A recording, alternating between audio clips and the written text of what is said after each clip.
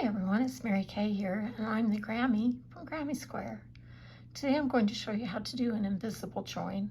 So I have this generic project that I'm just about done with, and I want to join these two ends so I can finish up this project. What I used to do, and what you've probably done too, is with the last stitch, then you're just going to slip stitch or single crochet into that last stitch there, and then make a knot and call it good. There's a couple of problems with that. One is that now there's a knot there, which doesn't look very good. And the other problem is that if you're joining this with other motifs, like in a granny square, then you've got these odd stitches here that don't really match up with any other stitches. So I'm going to show you how to do the alternate method, which is an invisible join. We're back to where we were just a minute ago. Instead of joining with a slip stitch or a single crochet, with an invisible join, I'm going to pull that loop and pull the tail of the yarn out. Then I'll thread my needle with this yarn. This invisible join will make a new stitch over this one, and then we'll join into this one right here. So with our yarn in our needle, we're going to go through the front and back loops of that second stitch. So you're skipping the one you think it should go into, which is probably this one.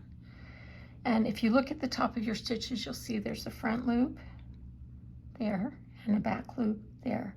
This invisible join will go through both of them from front to back. So just like that.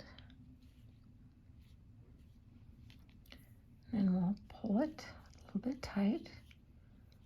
And then the second half of the stitch is to go through the back loop only of the stitch we just finished. And that's, if you pull this apart, you can see this is the stitch we just did. So we'll go through the back loop only of that one from front to back. And that creates a new stitch on top.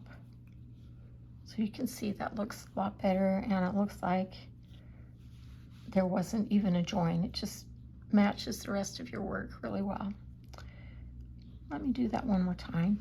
I threaded my needle, and we're ready to join, and we're going to put a stitch that connects these two parts right here. We'll skip the first one, go into the second one from front to back through both loops. And then we'll just pull it tight a little bit.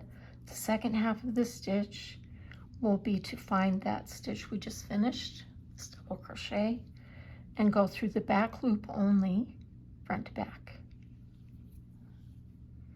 Then kind of pull it tight a little bit. You can see that that process created a new chain right there. Just gonna lift it up a little bit. There we go. It just matches the rest of your border perfectly, and all you need to do at this point is to knot it and weave in the ends. Well done. I hope you found that was easy. Thanks for watching.